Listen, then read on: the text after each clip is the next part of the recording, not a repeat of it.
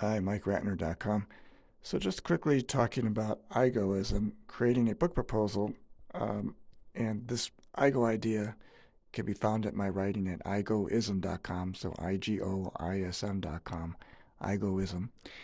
And the IGO is this article that I've written, this paper, is makes a distinction between what the IGO is and not, and particularly compares IGO to the concepts of Freud's ego, which it is not, although there could be some intersectionality of what influences the ego, which basically is my terming our projected self. So it's the self thinking about the self, right? It's who we are in our imagination and in the scenarios that we portray. So it could be fantasies or just thinking about how we're going to be in a situation or replaying something that's occurred in the past.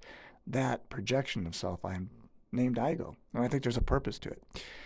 And you could say, well, it's interesting that we've never named that before. And if there has or somebody did it before, let me know, because people I've talked to and you could see the really quite depth of references and sources that I've pulled up to make my argument that there should be a naming of the IGO.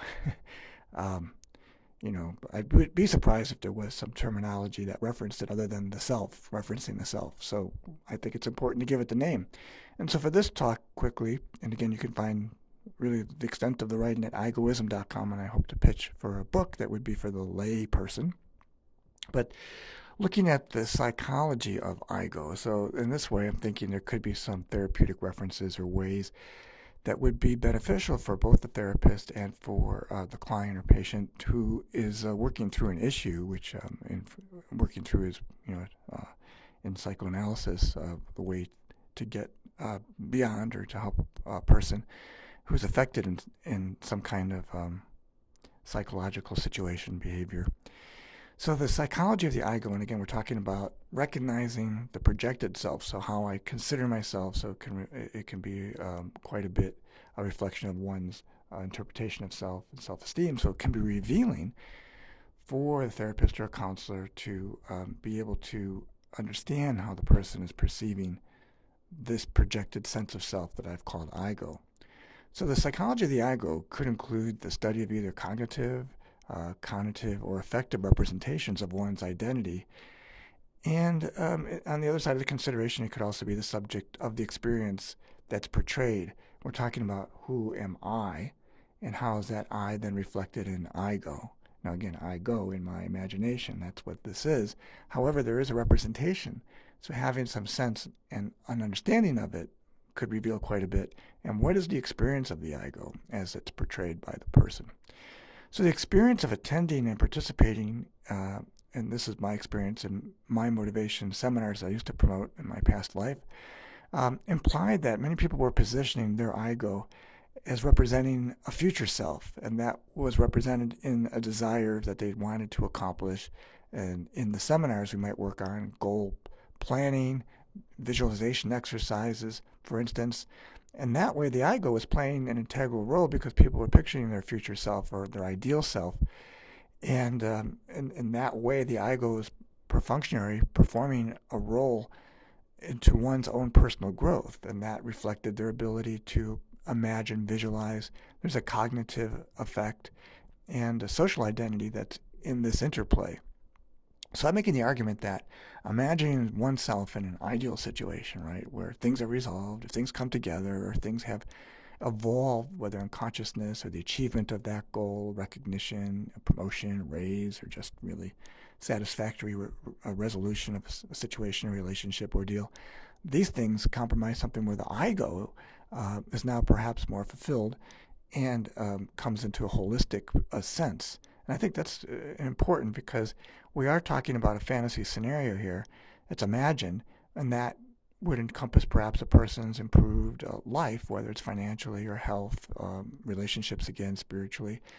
These things are an example of self-projection into one's imagination where a sense of being, this IGO, has an important role.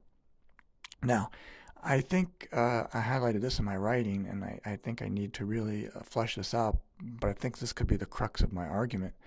It may be the case that we can now usefully attempt to ground the experience of IGO or identify it, target it, highlight it, of this IGO as a sense of self, but see this or portray it and analyze it in a neural process that has cognitive consequences. So that I mean that we might be able to sense where the IGO exists in the mind, and maybe we could mind map it.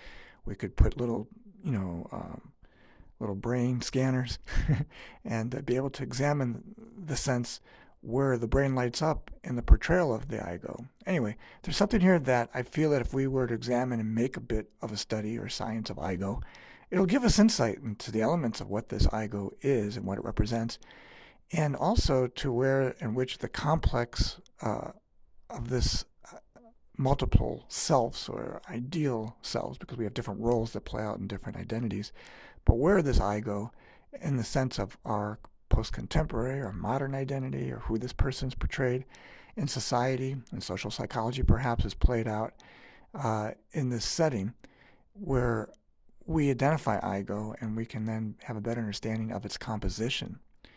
And realizing this, the self has many facets that help make up its integral parts of it, such as self-awareness, self-esteem, self-knowledge, and self-perception.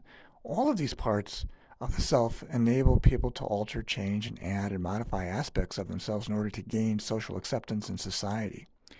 So in conclusion here, and there's many different parts to where I would lead this into, but just to give the argument an idea to the psychology of IGO, is that we can have a useful accounting of the contributing factors of what we call selfhood. And this is the self that's played out as IGO that perhaps gradually emerges and rises at the intersection between the habits in our biological metabolic processes and the cultural, social cultural habits.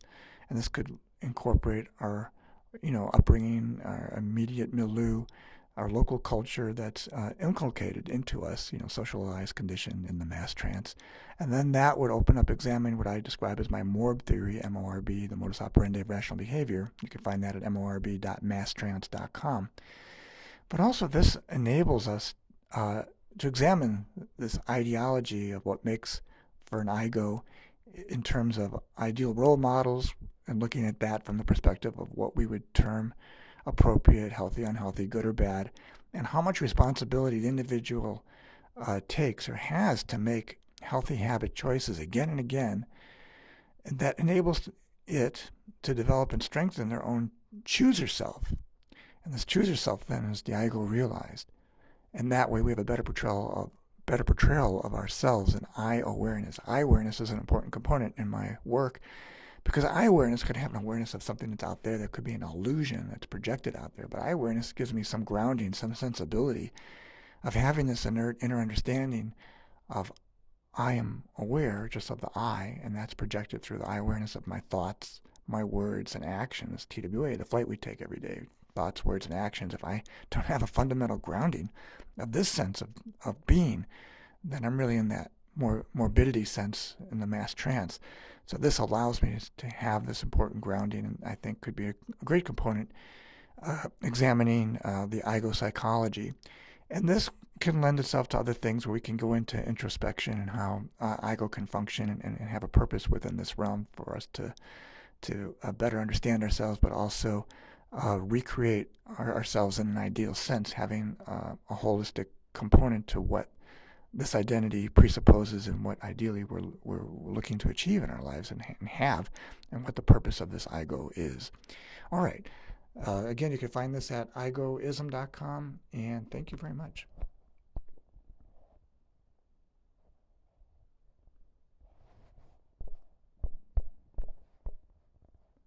Additional my writing is found at mikeratner.com. Thank you.